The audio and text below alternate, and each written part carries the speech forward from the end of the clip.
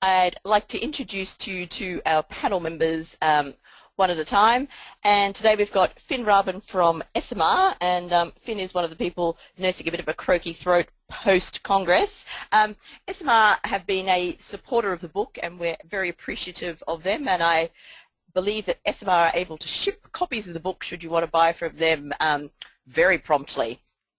We've also got Suze Allen from Campbell Arnott's, Brian Fine from Australia Online Research, Sally Joubert from Luma Research, Peter Harris from Vision Critical, and Don Marek from MRII, which is part of the University of Georgia.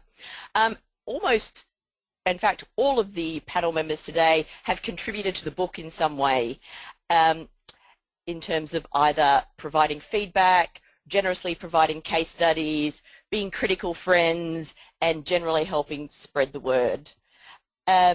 So I just would like all of the panel members to have a brief minute to introduce themselves, and you can tell us a little bit about your interest in mobile research or your expertise in mobile research, or why you're particularly interested in mobile research from a personal perspective. So I'm just going to run through in the running order on this slide to make it easier. So first up, Suze, would you like to give us the 1-minute introduction to Suze Allen? Of course, delighted to do that. As you'll see, I work on the FMCG side as a client. I've been very active in this space for a good 20 plus years. My interest in mobile research cuts across a couple of areas. I have the responsibility of looking after some of the emerging markets in Asia Pacific, and interestingly there, mobile really is our way of connecting with our consumers. So in our case it tends to be feature phones rather than smartphones, for example, in Indonesia. So certainly very important to us as we look to our emerging markets. The other area for me for mobile really is the richness that we get from this kind of 24/7 connection with consumers. So it's the images when they're cooking, when they're shopping, cooking our recipes. So certainly an area that is important to our insights collection. Okay, thanks, Suze. Brian, would you like to give us the 1-minute introduction to Brian? Thanks very much, Sue. I've been involved in online research since 1999, working with Harris Interactive and Mediametrics. We have a panel of quality online research as well, and we conducted a research on research study of over 9,000 interviews in 6 countries, which tested the validity of mobile versus online PC across 3 categories of products and services. So we've been looking at the transition from PC to mobile, and believe that we can work with that. Thanks, Brian. Sally, over to you. Hi everyone, I'm Sally Joubert from Luma Research. My interest in mobile is really very much in terms of what else it can offer all of the research we do, specifically in ad research. So about 4 years ago we started firstly looking at how we could translate or adapt or change what we were doing online to mobile to give us speed, to give us reach. And we've done lots of parallel testing, and we've also, in some ways the same as Suze is saying, doing some other work to see what else mobile can add to what we do. So I guess my main interest is in how mobile can help us do smarter, better and faster research. Thanks, Sally. Peter, we need the Peter Harris 1-minute introduction. Okay, so hello everyone, I'm Peter Harris and I work across the APAC region for Vision Critical, and obviously our expertise is in the insight communities, and my interest in mobile is really about trying to create research that people want to be involved in, and that's what I've been very passionate about throughout my career, and I see mobile as a key way to get more people involved in research and to widen the number of people that are willing to contribute to market and social research. Thanks, Peter. And over to you, Don. My name is Don Marek. I'm with the Marketing Research Institute International. We are very much interested in marketing research education and our mission is to improve the quality of research worldwide through education. We are very, very much interested in mobile marketing research because, well, for one thing, 25% of our students are from the Asia-Pacific region, and we think the new mobile marketing research will open up research throughout the Asia-Pacific region. We also think that mobile research is here no matter what we all think. Customers are pretty much agnostic as to what kind of equipment they're using. So if they happen to have an iPad or a cell phone, a smartphone handy, they'll use that to answer any online survey. So we're very, very much interested in this, and I do think that mobile research will expand the reach of marketing research throughout the Asia-Pacific region. Thanks, Don. And finally, Finn, the 1-minute introduction from you.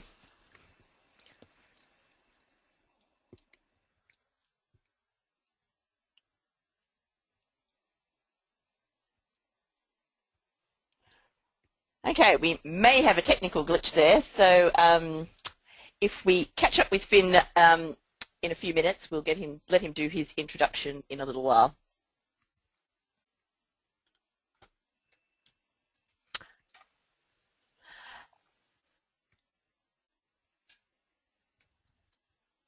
So first up, I wanted to just explore the question of why is mobile research so important?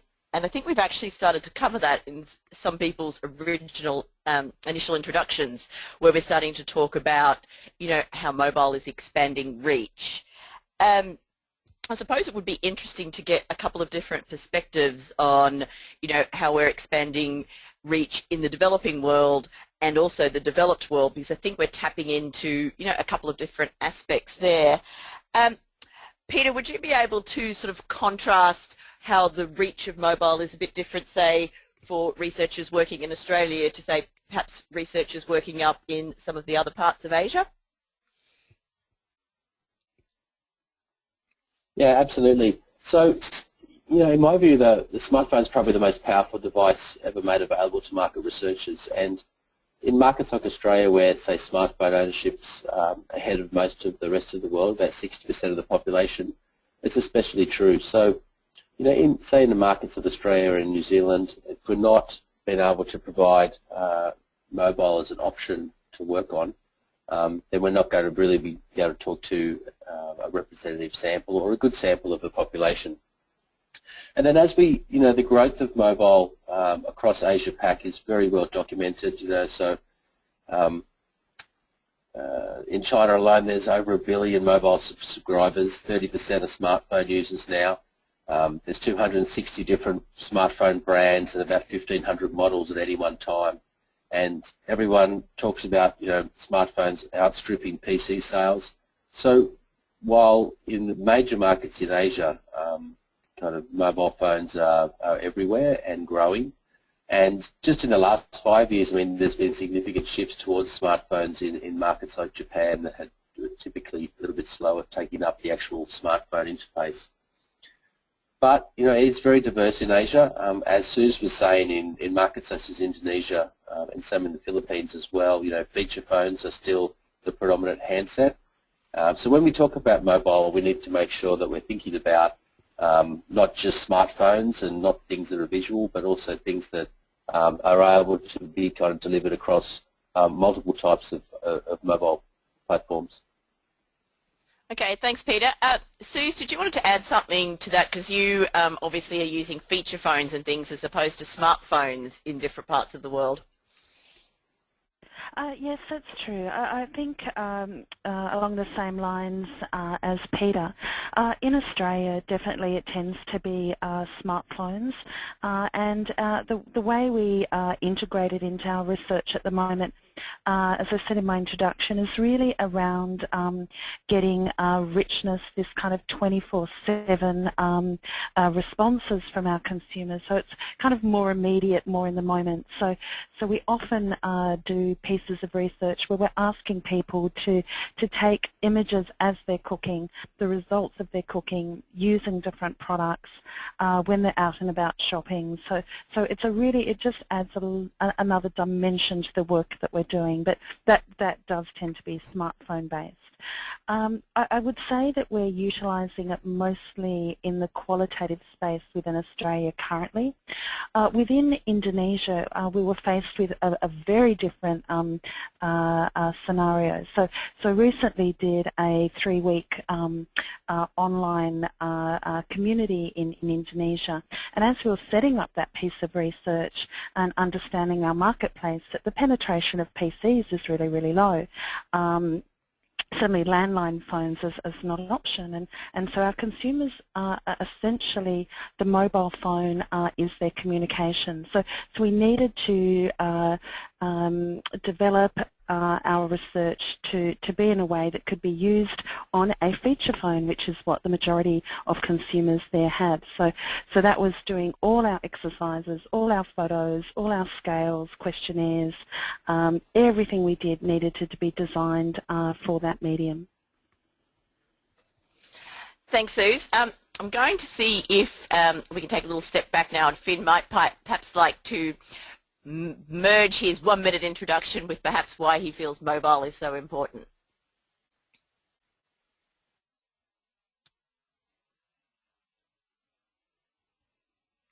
Hi, Finn.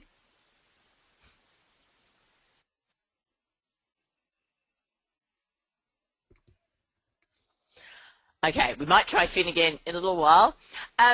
Brian, I'm thinking that you possibly have a slightly different perspective on why mobile is so important to perhaps people who are doing more in the mobile research, because I know you are more about, trying to, cut down non-response and, really get good representative samples. So what's your main take on why mobile is so important? Thanks, Sue. About 20% of online responses to all our surveys on the panel are on mobile or tablet. ACMA, the Australian Communications and Media Authority, claim that 88% of Australians 18 plus own a mobile, that 20% of Australians 14 plus do not have landlines, but of those who do not have landlines, 80% of those have mobile instead. So we're looking at being able to reach more people on mobile, and particularly the younger demographics are more accessible to mobile as well. Mobile responses are no longer limited to only short surveys because of software which right-sizes it, and because of design which allows us to design for both mobile and PC. We're finding that it's now being part of major surveys and hybrid surveys to ensure that we represent the population. Okay, thanks, Brian. It's interesting that you touched on short surveys, which I know from having seen Sally present recently, short surveys are one of her pet topics at the moment. So Sally, do you want to share your perspective on the importance of mobile? Sure. Thanks, Stu. So I guess from my perspective, the importance of mobile really just comes down to the fact that that's where we're going to reach consumers. That's where they are. And I think, having listened to a lot of papers in the last couple of days, both at AMSRIS and ESMA, there is no doubt that, it's here. This is where we need to reach people. So in the terms of short surveys, it is one of my pet topics, but it's certainly, I think one of the very exciting things about moving to mobile is really the opportunity to rethink how you ask questions, how you can do it on mobile in a much more efficient and, fun, engaging way. And I think that that's the real opportunity for us as researchers to really think about how to do that, and mobile is really the way to make it engaging, but you can certainly make it short as well. Thanks, Sally.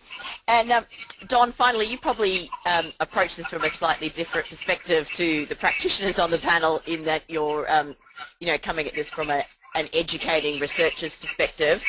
What's your take on the importance of mobile?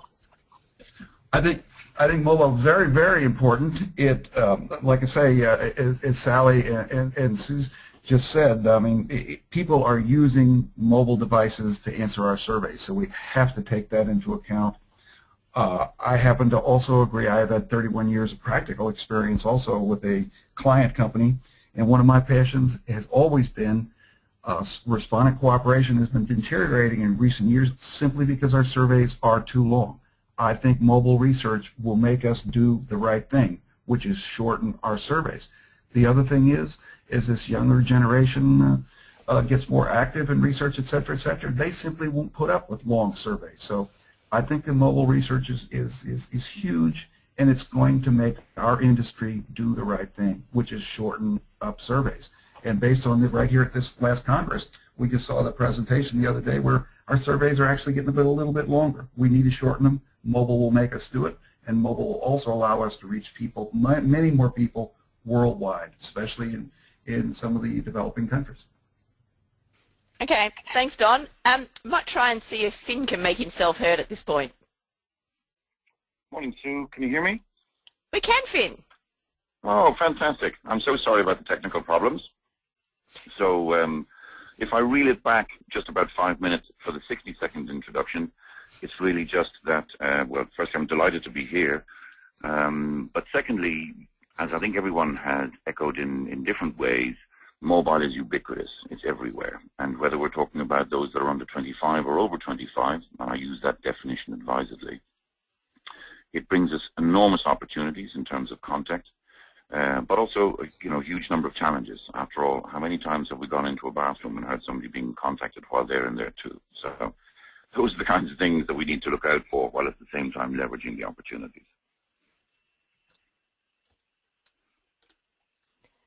Thanks, Finn, which takes us nicely into a discussion around what are the key trends to watch for.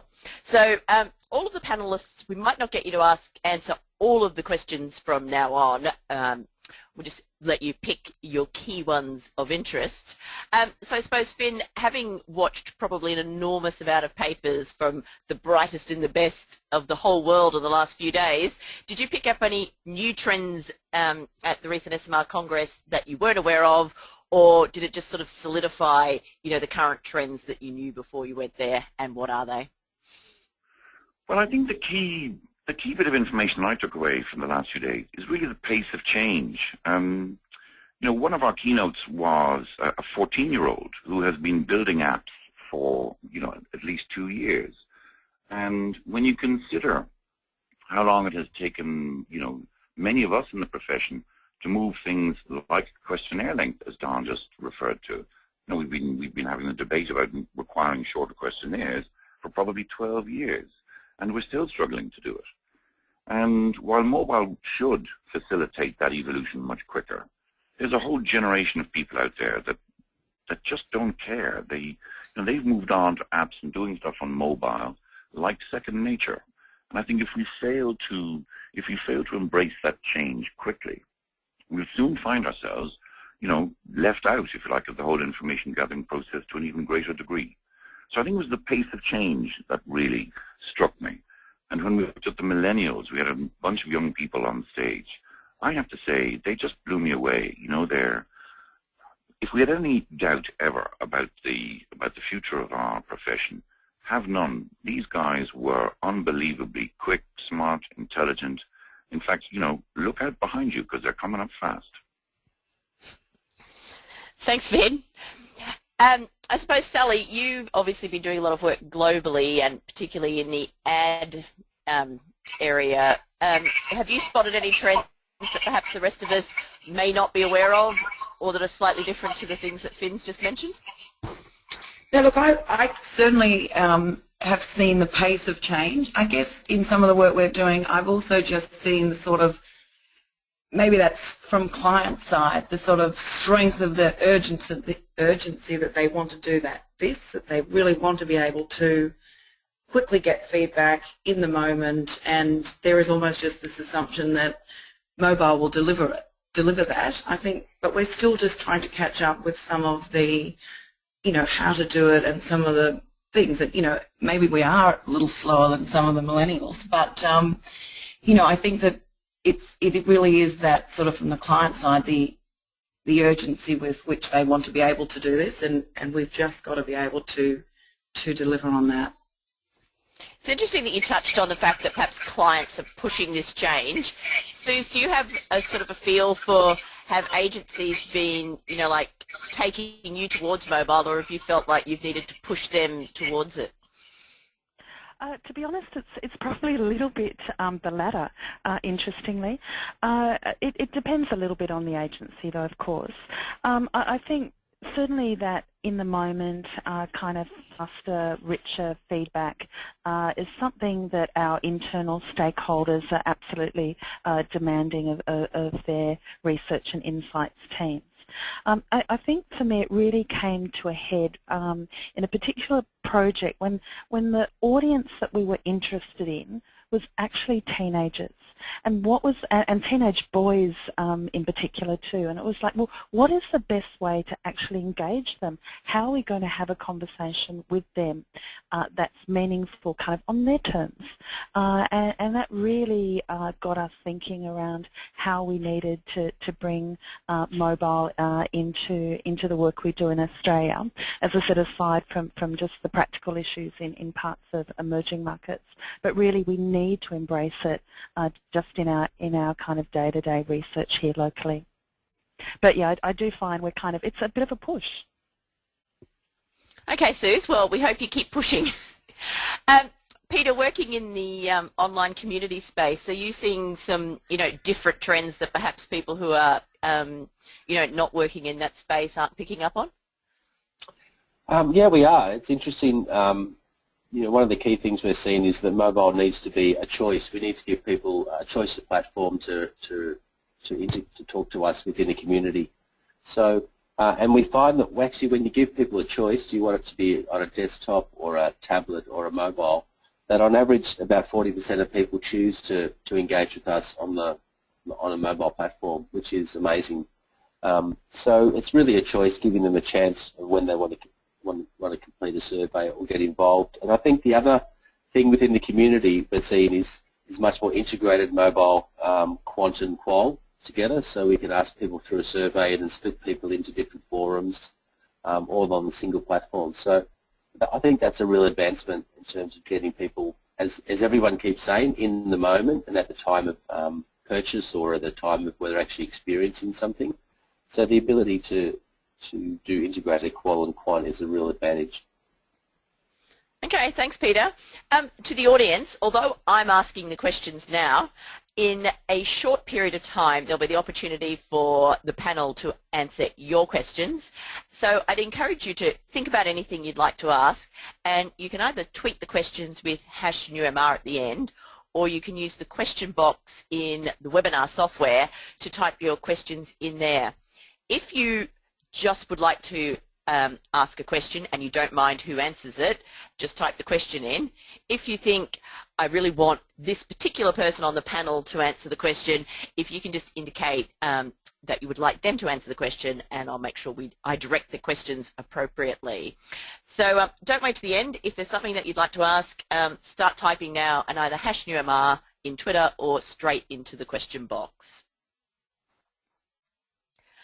So I suppose we also need to think about, whilst we've been saying, mobile is new, lots of people are already using mobile, and the sheer fact that we've been, able to write a handbook about it means that people are using it, and we've got some terrific case studies and things from a wide variety of people working in a wide variety of countries around the world doing whole lots of different sorts of research. But I'm imagining, depending on what the focus of your research is, you might have a bit of a different take on, to what extent mobile's arrived. Brian, working, fairly closely with large panels and things, what's your feeling about, how much mobile's already entrenched in the research world? Thanks very much, Sue. I think mobile is becoming much more user and I guess research friendly. We're seeing increased usage of mobile as the default online device. We're seeing increased mobile browser capabilities and screen sizes, increased data speeds and lower costs. We're seeing Australians mix and match, with 62% of internet users going online via 3 or more devices, smartphones, laptops, desktops. That's from the APMA 2012-13 study.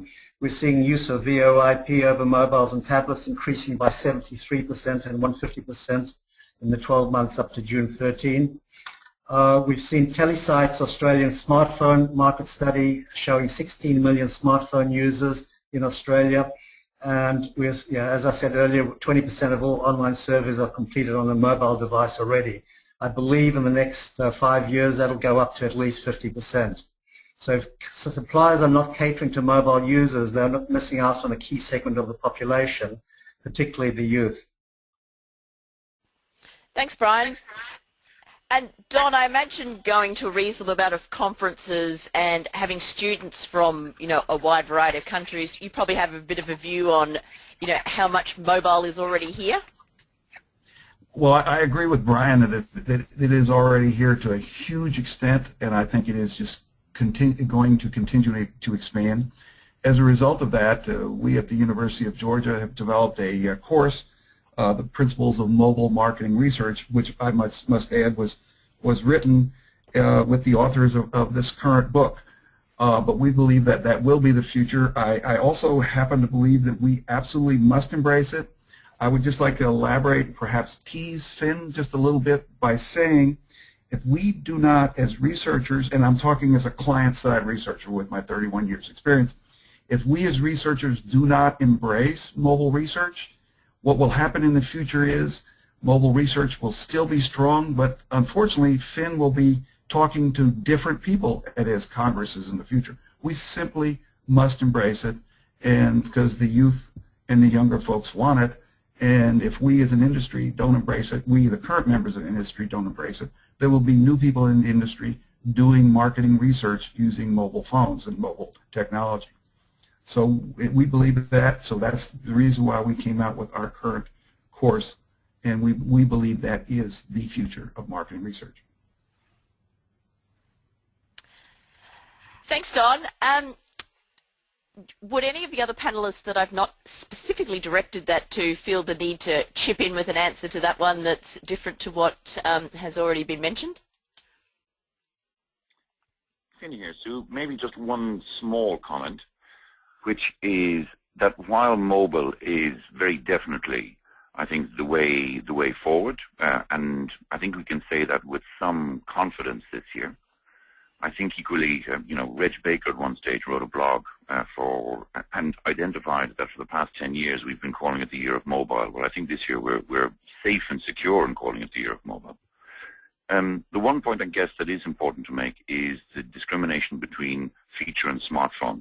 And depending on where you are in the world and where you want to do the work, obviously the way you approach it and what you do with mobile does have to vary a little based on the evolution between feature and smart. So if you're going to do work in, somewhere on the continent of Africa or in some of the parts of Latin America, it is a slightly different approach that is required, but the principles behind it remain the same. I think that's where any liaison with whomever your partner is in doing the work, or indeed finding out information from, local points, whether that's an association or clients or companies, is incredibly important to understand the differentiation or the discrimination between those two particular appliances. Okay, thanks, Finn. And the next question we're moving on to is having a look at, like what are the key new developments? I think we're at the place in the mobile market research world where, there are some things that, we may not be calling them entrenched, but they're certainly done by a wide variety of researchers. But there are always people out looking for, like what the next big thing is. Finn, are you seeing any next big things at Congress or elsewhere when you're out talking to people? With regard to mobile specifically? Yeah. Well, I keep hearing in my head a gentleman called Nathan Eagle, who spoke some years back on his adoption of the feature phones and the usage that he did with that. And I'm going to digress a little from the more kind of standard smartphone application here, because Nathan, who's another extraordinarily young gentleman, MIT graduate, has essentially bought the networks in parts of Africa, and has now allowed airtime and minutes on mobiles to become currency. So you can actually buy a loaf of bread in certain countries with minutes on your feature phone. And many of the phones that we swap out for smartphones are now being reconditioned and shipped to parts of that world and are being used to, number one, act as a kind of a facsimile of a wallet, but is also therefore hugely important in terms of data collection. But it does require, again, a slight shift in mindset and application in terms of saying, can I ask, a 40-question image battery on those kinds of appliances? Not at all. I mean, we can't even do that on a smartphone yet. But it is, those are the kinds of developments that I think we need to be incredibly conscious of, and we need to take into account, because if we are going to do work using the medium, knowing those discrepancies, or not differences, but knowing those differences, knowing the sample and how to get at them is probably going to be the key starting point for any piece of work that's done. And I think that's coming through certainly in many of the case studies that we're seeing now that are mobile-based. Okay, thanks, Finn. Suze, as someone who's operating in the FMCG market, are you seeing anything sort of new and exciting on the horizon that you're thinking about, conducting research using? Oh, look, sadly, I have to say no. And look, also within FMCG, within Sensory, we have our own limitations as well. Of course, with the product piece, or getting products to consumers. But no, I'm not really aware of anything, a new development that I would look at utilising in the short term. Maybe if any of the panellists know of something I should be using, yeah, let me know. I suppose the other question to that is there anything that's on your wish list that you haven't seen a new development for, but a problem looking for a solution that springs to mind that mobile possibly might be the answer to? Good question too. I don't know if I've given it enough thought, to be honest. Maybe I should put that on my to-do list. Again, I think in the world of sensory, sometimes we're a bit slow to catch up with the rest of the world on trends and advancements, and sadly we tend to have bloody long questionnaires which we really have to do something about, and this added issue of getting products to people. But no, I'll put that on my to-do list and give it some thought. Thanks, Sue. Sorry, I didn't actually mean to set you homework. No, it's a good thing.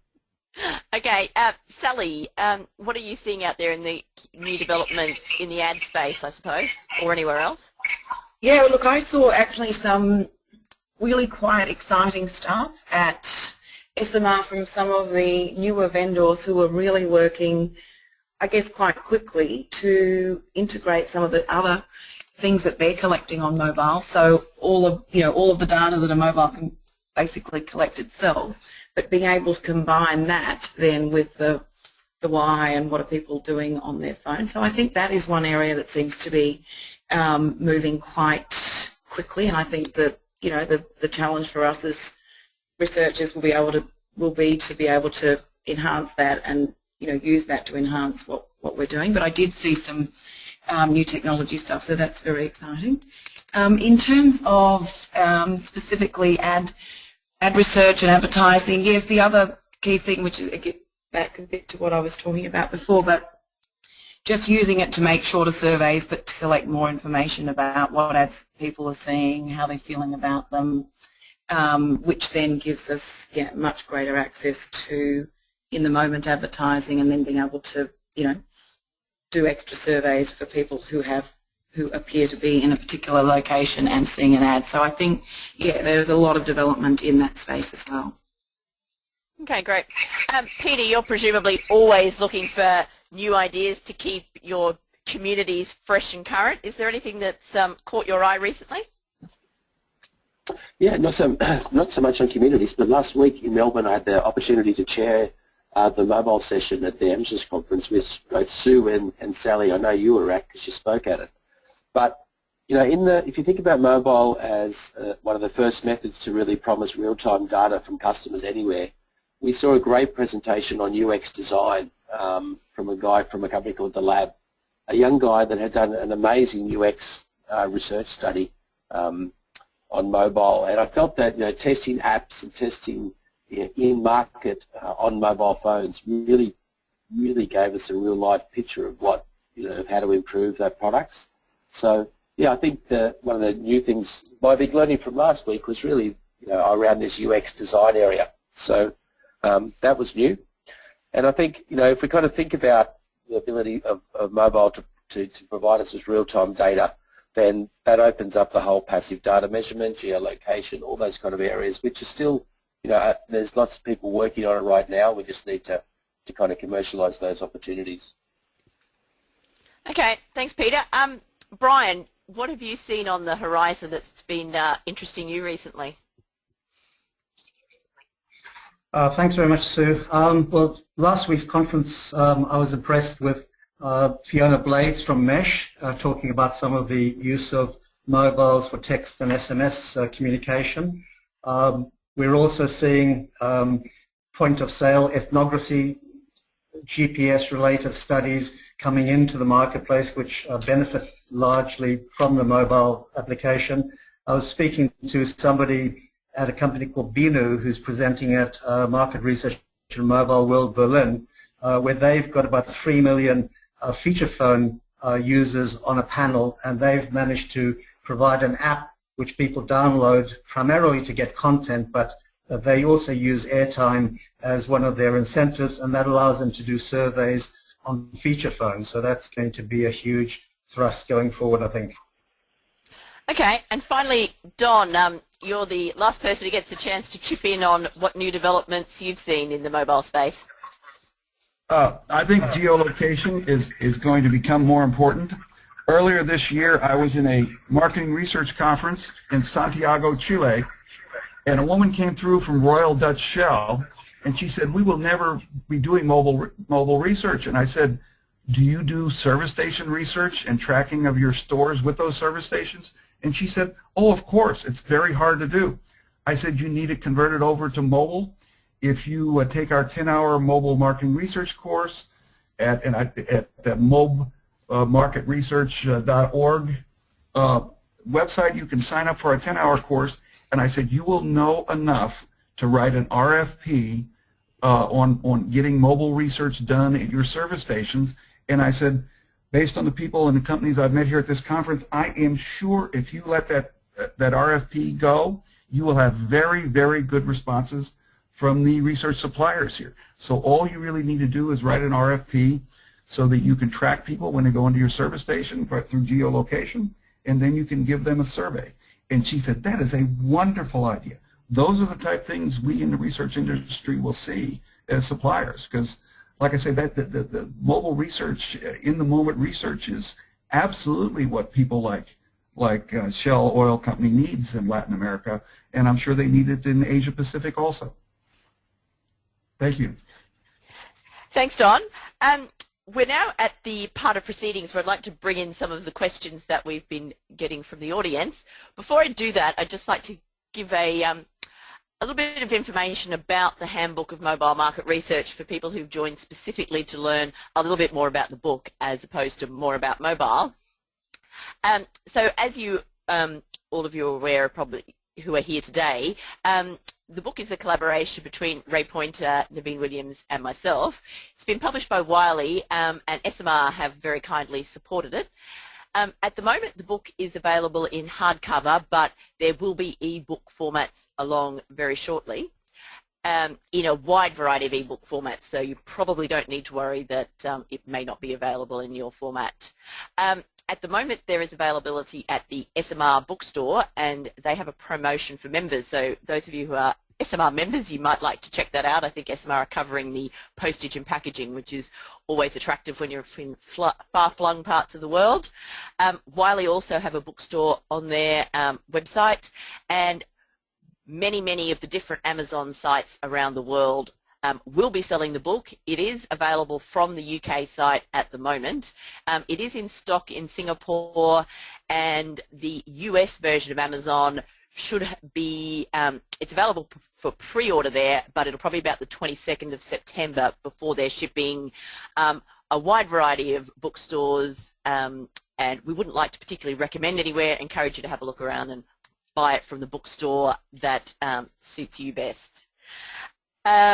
just to give you a bit of an overview of the content of the Handbook of Mobile Market Research, just showing a sort of cut down version of the table of contents on the screen at the moment. The book's broken into sort of 4 parts or sections, and you can see you get chapters at the beginning around, to give you the basics and an introduction.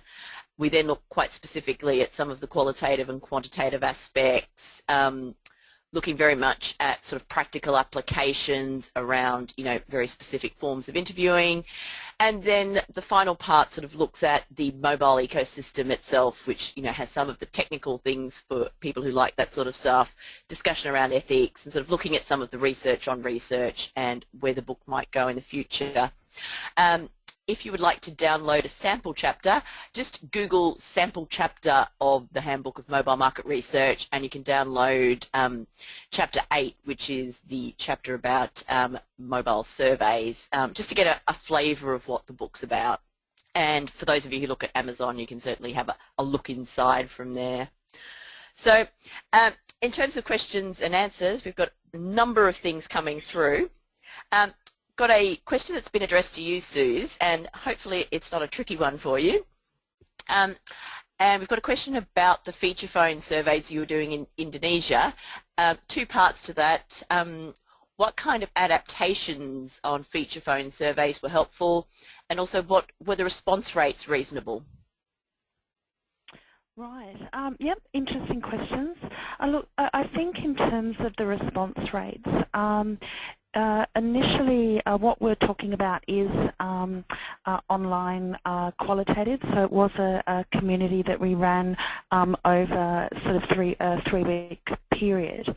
So we weren't particularly looking at whether the sample was a representation of the population, of course.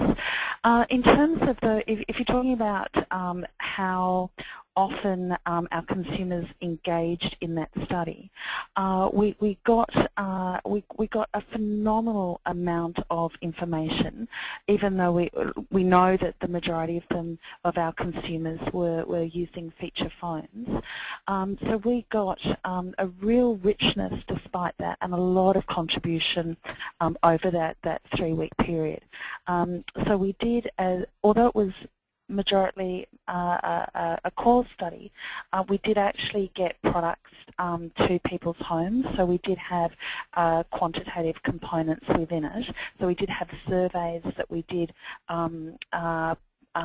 design for the phone, and exercises where these guys were having parties with their friends and sending forth information. So, as I said, a lot of responses, a lot of richness.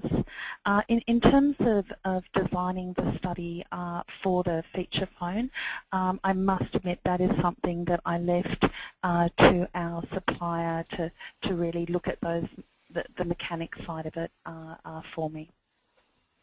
Okay, thanks, Suze.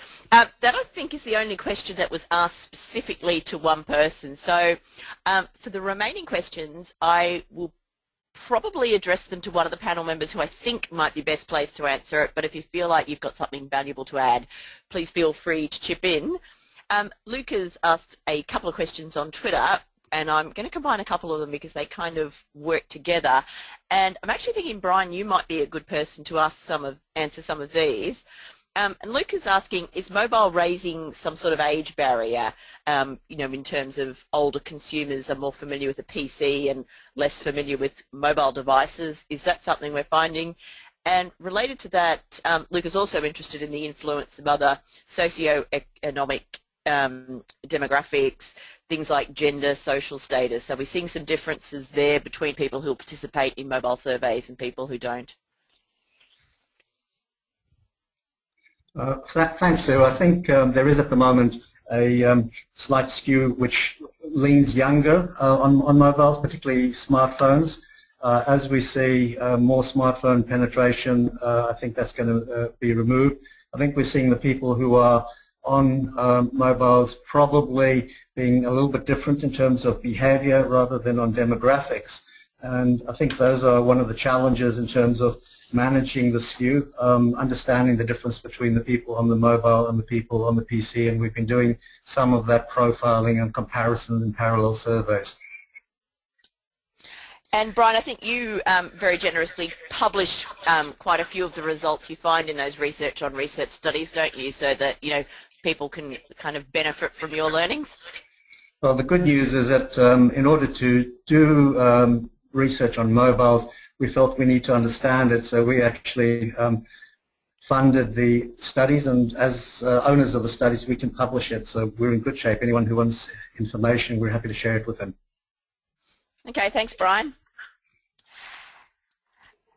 Now, I've got another question that I think probably, Don, is very specifically addressed to you.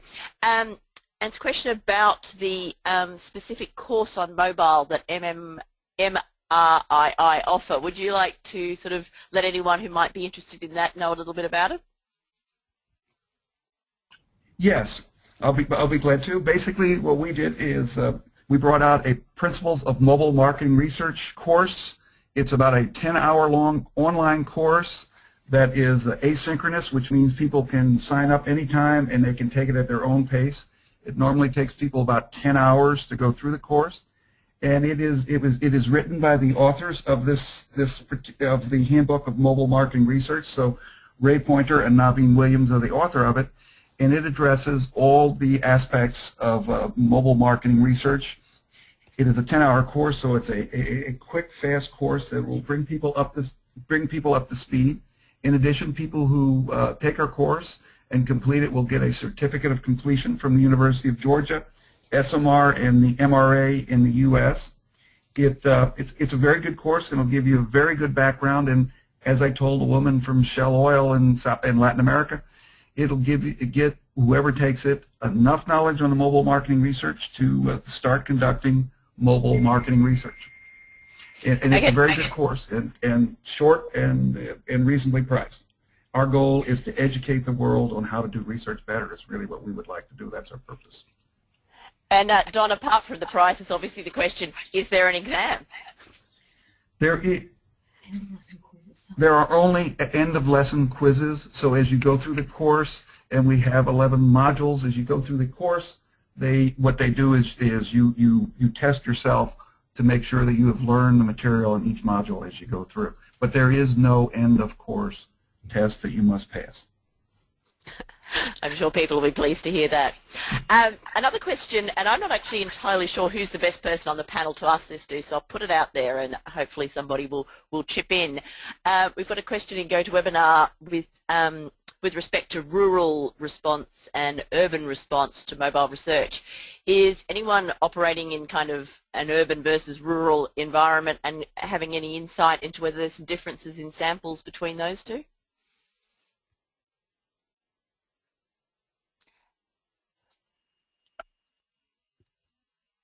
If no one else has comments, okay, we might start with Brian and then we can move on if someone else wants to add something to Brian. Just commenting on that, our sample and our panels have urban, regional and rural respondents. We're finding that we're getting a fairly good response from each of those in terms of relative mobile participation compared with PCs. I don't see any major difference, but certainly one can keep track of both of those platforms when you do the research.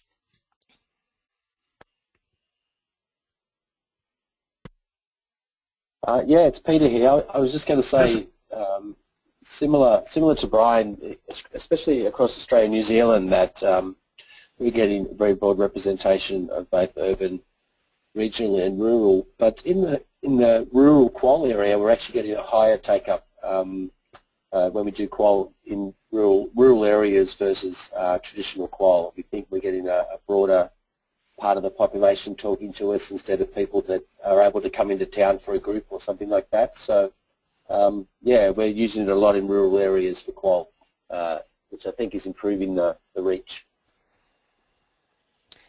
I suppose the only other thing that might be useful to add, if anyone was doing some work in the developing world, whether they've noticed something there that's a bit different to, you know, the experience, say, in Australia and New Zealand. Suze, was that something that you incorporated in any of your studies, or? No, not to date. We're operating more in cities. Okay. Hi Sue, Ray here. Just to chip in with some of the bits and pieces that we collected, particularly from Naveen and some of the contributors from Africa. In a lot of the rural areas in the developing world, mobile is the only option.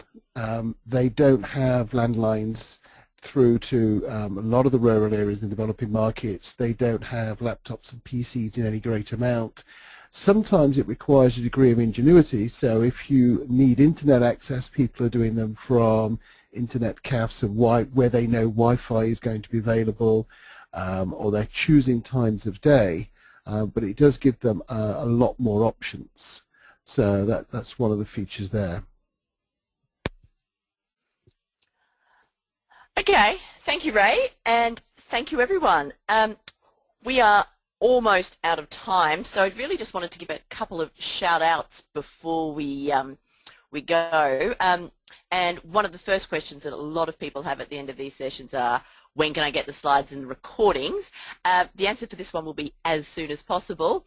We are actually doing a second session of this later today. We're probably a bit late for people in Australia. It's would be midnight in Australia for those of you, but a totally different panel of people, so if you're minded to, you may actually get an entirely different perspective to the one we've had this afternoon.